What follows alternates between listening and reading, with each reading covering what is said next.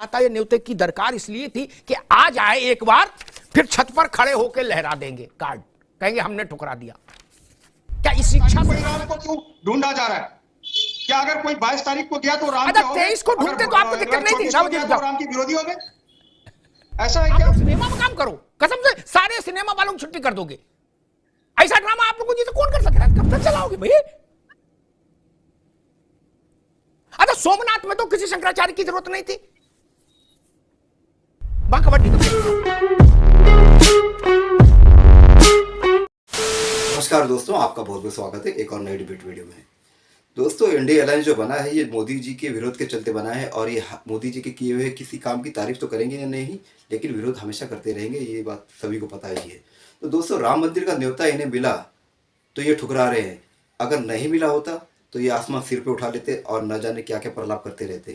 तो दोस्तों, इस डिबेट वीडियो में देखिए, इसी पर अमिताभ अग्निहोत्री जी ने डिबेट की है कांग्रेस प्रवक्ता मुन्ना खान से। तो मुन्ना खान के कुतर्कों को अमिताभ अग्निहोत्री जी ने किस तरह कुचला वो तो आप देखोगे, कांग्रेस का इतिहास भी देखोगे। लेकिन अमिताभ अग्निहोत्री जी ने और भी जवाब दिए हैं शंकराचार्य के विषय में, जो कांग्रेस उठा रही है कि चारों दिशाओं के शंकराचार्य नहीं आ रहे, वो भी विरोध कर रहे हैं। तो दोस्तों, उसका जवाब आप इसमें देखोगे और जो ध्रुव विरोधी है आपसे अगर ये बातें कहे तो आप उसको जवाब दे सकते हो। तो दोस्तों, मस्त डिबेट है, पूरा देखिए, आपको बहुत मजा आएगा। तो चलिए शुरू करते हैं डिबेट वीडियो, लेट्स स्टार्ट।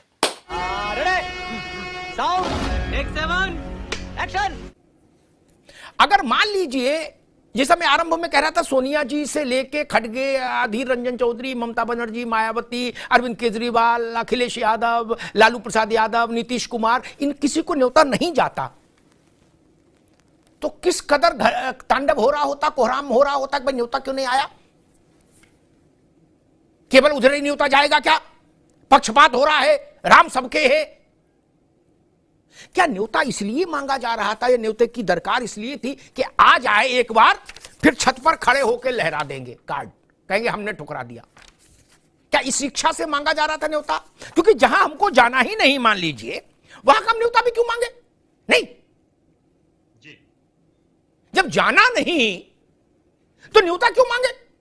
मैं शरद पवार का एक सुन रहा था कल बाइट, वो करे मेरे पास न्योता नहीं आया अभी तक, और फिर अगला बात बोल रहे कि लेकिन मैं 2-3 साल बाद दर्शन करने जाऊंगा। अरे चाचा, तो फिर ठंड में न्योता काहे को मांग रहे हो जब उनको जाना आना नहीं? ठुकराने के लिए न्योता मांग रहे हो कि रामलला का न्योता हमने ठुकरा दिया, हम इतने बड़े आदमी हैं, ये दिखाने के लिए। एक बात तो ध्यान रखनी पड़ेगी, एक तरफ आपने कहा इधर कट जाएंगे, चले जाते तो मुस्लिम वोट कट जाता, नहीं गए तो हिंदू वोट कट जाएगा। वोट हिंदू मुस्लिम इतना सरल नहीं कहना, तराजू का पड़ला यूं है। और लोकसभा का, एक सेकंड, लोकसभा का जो चुनाव होगा उसमें संख्या गिनी जाती है, चुनाव में वोट गिना जाएगा, ठीक? बहुत दूर नहीं है। अभी तो नेता कौतुक कर रहे हैं, ये 22 तारीख तक कौतुक खत्म हो जाएगा, उसके 90 दिन बाद जनता का कौतुक शुरू होगा ईवीएम में अंगूठे का। सब नेता नप जाएंगे इंच में फुट में, सब नेता। बिल्कुल लिख लो मेरी बात, सबका कद इंच फुट में नप जाएगा, रिजल्ट आ जाएगा मई के दूसरे हफ्ते में। सबका नशा उतर जाएगा, 5 साल के लिए सब अपनी अपनी उसमें आ जाएंगे, वास्तविकता में। मुन्ना खान साहब, एक नया प्रश्न मेरे दिमाग में आया। कल कांग्रेस ने कहा कि भाई ये भाजपा और आरएसएस का कार्यक्रम है, ठीक? पहले कहा जा रहा था कि भाजपा वाले लिस्ट बना रहे हैं, हमको नहीं बुला रहे हैं। उनने बुला लिया तो कहा भाजपा का कार्यक्रम है इसलिए नहीं जाएंगे, मुन्ना खान साहब। और कहा गया कि भाजपा आरएसएस के कार्यक्रम में इसलिए नहीं जाएंगे क्योंकि हम लोग भाजपा आरएसएस से 4 हाथ दूर रहते हैं। अब मैं अभी इस विषय पर नहीं पढ़ूंगा कि दूर नहीं रहते हैं, हेलमेल सब है, लेकिन खैर चलो मान लेते हैं। क्या कुछ का सीधे हेलमेल है, कुछ का पर्दे के पीछे है, लेकिन हेलमेल तो ही वो तो हम जानते हैं। खैर बाकी मुफ्ती ओसामा बताएंगे किसका कहाँ हेलमेल है ज्यादा। लेकिन सोमनाथ में के समय न विश्व हिंदू परिषद था, न बजरंग दल था, न दुर्गा वाहिनी थी, न जनसंघ भाजपा वालों का कोई रोल था सोमनाथ में, न आरएसएस का कोई रोल था। वल्लभ भाई पटेल कांग्रेसी, कन्हैया लाल मानिकलाल मुंशी कांग्रेसी, राजेंद्र प्रसाद कांग्रेसी, सारा कार्यक्रम कांग्रेस का। जवाहरलाल नेहरू उनका हम बाने जाएंगे। वहां इसलिए नहीं गए सारे कांग्रेसी, यहां इसलिए नहीं जाएंगे कि भाजपाई। तो क्या इंडोनेशिया के लोग आके यहां कार्यक्रम करेंगे तब जाएंगे आप, मुन्ना खान साहब? सबसे बड़ी बात तो अमिताभ जी बिल्कुल सरल तरीके से समझने की जरूरत जी। है कि अर्ध निर्माण मंदिर उसके प्राण प्रतिष्ठा नहीं है। अभी रावत जी बैठे हैं मित्र हमारे, किसी भी ग्रंथ में अगर लिखा है कि अर्ध निर्माण मंदिर का क्या प्राण प्रतिष्ठा होता है, अगर हाँ तो ये मुझे जवाब दो, नहीं तो चारों दिशा के शंकराचार्य आज क्यों विरोध कर रहे हैं? इसका मतलब वो हिंदू विरोधी हो गए, सनातन विरोधी हो गए, निर्मोही अखाड़ा विरोध कर रहे हैं, वो हिंदू विरोधी हो गए, राम विरोधी हो गए, सनातन विरोधी हो गए। एक देश की 140 करोड़ जनता 22 तारीख को अयोध्या मंदिर में नहीं आ रहा तो वो भी सनातन विरोधी हो गए, हिंदू विरोधी हो गए, राम को नहीं मानने वाले हो गए।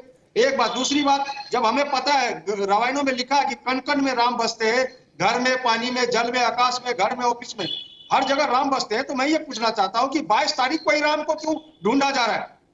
क्या अगर कोई 22 तारीख को गया तो राम अच्छा, के हो गए? 23 को ढूंढते तो आपको दिक्कत नहीं थी, अगर 24 राम को जी गया बताओ। तो राम के विरोधी हो गए? ऐसा है क्या? 24 तारीख को गए तो राम के विरोधी हो गए। अच्छा 23 को रखवा दे तो ठीक है मुन्ना खान, 23 को रखवा दे तो ठीक चलेगा। भारतीय जनता पार्टी और आरएसएस के द्वारा जो रचा हुआ प्रोपेगेंडा है, ठीक, जो रावत जी प्रायोजित कार्यक्रम है, उससे कांग्रेस पार्टी दूरी बना रही है। बहुत अच्छा किया। मैं एक बात बता दूं, मजे की बात ये कि हमारे चारों पूज्य शंकराचार्य, रावत जी अभी रुकिए, ये टीवी देख देख के हंसते हंसते लोटपोट होंगे क्या? जिनने शंकराचार्यों को पुलिस की लाठी, रावत जी एक बार रुको भाई, जिन्होंने शंकराचार्यों को लाठी से पिटवाया पुलिस से, वो भी कह रहे पूज्य शंकराचार्य जी की बात सुनो।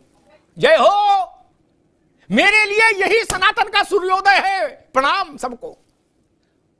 अभी मुक्तेश्वरानंद जी महाराज, वो शंकराचार्य भी है और हमारे प्रति उनका बड़ा स्नेह भी है। उनको जब लाठियों से गिरा गिरा के मारा गया अखिलेश यादव की सरकार में, तो मैंने आवाज उठाई, सोनिया गांधी नहीं। आज सोनिया गांधी करी वो पूज्य शंकराचार्य जी की सुनो। गजब ड्रामा है भाई, कहीं तो कोई लिमिट रखो यार। आप लोग सिनेमा में काम करो, कसम से सारे सिनेमा वालों को छुट्टी कर दोगे। ऐसा ड्रामा आप लोगों को कौन कर सकता? और दूसरी बात मैं बता दूं, जिन्होंने अपने घर में कभी आरती नहीं की, वो हिंदू धर्मशास्त्र, सनातन वैदिक धर्मशास्त्र में मंदिर की प्राण प्रतिष्ठा की विधि के ज्ञाता हो गए टीवी पे। जिसे देखो वो हमको विधि बता रहा है प्राण प्रतिष्ठा की। उनसे पूछ लेंगे प्राण प्रतिष्ठा होती क्या है, नहीं मालूम, लेकिन रेलम रेल मचाए। आपको मंत्र नहीं पता, आपको विधि नहीं पता, किस धर्म ग्रंथ में विधि का विवेचन है, आपको उस धर्म ग्रंथ का नाम भी नहीं पता होगा। जयराम जी को भी नहीं पता होगा, माफ करिएगा, जिन्होंने चिट्ठी जारी की। सत्यनारायण की कथा वाली किताब में तो विधि लिखी नहीं मंदिर की प्राण प्रतिष्ठा की। आप कोई बता दे कि कहां लिखी है, रावत जी को हटाओ पीछे, तो बाकी नेताओं में तो मैं मान लूं। तो काय को बोलते हो यार, जो काम आता नहीं उसमें क्या बोल रहे हो? ये कोई मूंगफली का ठेला लगाने जितना सरल काम है क्या? मैं आज देख रहा हूं जितने नेता हैं छोटे बड़े, सब विधि बता रहे मंदिर की। अरे आपको पता है एबीसीडी? नहीं। कितने कोण होते हैं हमारे वास्तु में, यही नहीं पता होगा। भी बैठा के पूछ ले तो भाग जाएंगे सब। क्यों बोलते हो जो चीज आपकी समझ की नहीं है? छोड़ो उसको, जाने दो यार। और एक चीज मैं अब आऊंगा मुफ्ती ओसामा नदवी के पास, लेकिन एक चीज स्पष्ट कर दूं, ये कल से भ्रामक चीज चल रही, फिर अवधेश जी आपके पास आऊंगा। मेरी कोशिश रहती कि कोई चीज भ्रामक नहीं रहे।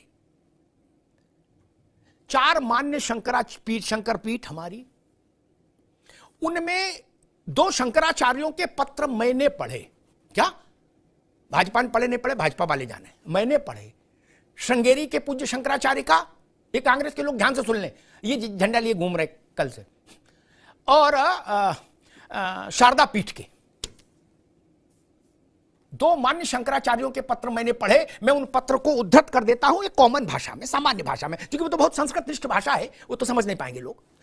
उसका सार यह है कि हम हृदय से प्रसन्न हैं।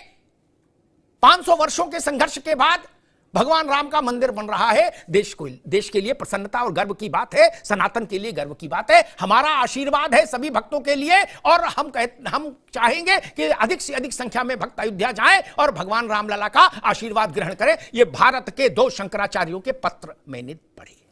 ठीक, ये जयराम रमेश को भी पढ़वाइए। ये ग्रंथ कब तक चलाओगे? ये ग्रंथ कब तक चलाओगे भैया? अच्छा, सोमनाथ में तो किसी शंकराचार्य की जरूरत नहीं थी, वहां कबड्डी का मैच था, वहां तो शंकराचार्य नहीं बुलाए। अच्छा, वहां जब कोई विवाद भी नहीं था तो वहां क्यों नहीं गए नेहरू जी? वहां क्यों नहीं गए? वहां तो वेद पुराण के हिसाब से सब कार्यक्रम हो रहा था, क्योंकि कांग्रेस तो वेद पुराण जानती है, सब उसे कंठस्थ है। वहां क्यों नहीं गए थे नेहरू जी? नेहरू जी ने चिट्ठी लिख के कहा था, आकाशवाणी को निर्देश दिया था मुन्ना खान साहब कि सोमनाथ के ये मंदिर के लोकार्पण की खबर रत्ती सी दिखाई जानी चाहिए, तुरंत इसका बिल्कुल इतनी सी, जरा भी ज्यादा नहीं। जवाहरलाल नेहरू के सिग्नेचर से चिट्ठी गई थी, ठीक ना? आप सोमनाथ से लेके आज तक नहीं बदले, मसला ये है। गजब बेइज्जती है। खत्म। तो दोस्तों डिबेट हो गई खत्म, वीडियो हो गई पूरी। उम्मीद करता हूँ दोस्तों ये डिबेट वीडियो आपको पसंद आई होगी। तो दोस्तों जैसे कि आपने देखा इस वीडियो में कि ये जो कांग्रेस पार्टी है ये हिंदू विरोधी अब से नहीं है, ये नेहरू के वक्त से ही है। जब सोमनाथ मंदिर का नवीनीकरण हो रहा था और लोकार्पण किया जाने वाला था मंदिर का, तब इन्हें बुलाया जा रहा था। लेकिन ये तो जानने तो दूर की बात है, बल्कि खबर को इस तरह से बताना चाहते थे कि मानो को देश में हुआ ही नहीं, कोई छोटी सी बात हुई है। और भी ना जाने बहुत कुछ जो आप इसने वीडियो में देखा होगा। तो इस तरह से दोस्तों नेहरू के वक्त से ही कांग्रेस को हिंदी विरोधी रही है। तो उम्मीद करता हूँ दोस्तों ये डिबेट वीडियो आपको पसंद आई होगी। अगर ये डिबेट वीडियो ये कंटेंट काम आपको पसंद आया होगा तो चैनल सब्सक्राइब करते जरूर जाएंगे। मिलता हूँ आपसे अगली वीडियो में, तब तक के लिए जय हिंद, वंदे मातरम।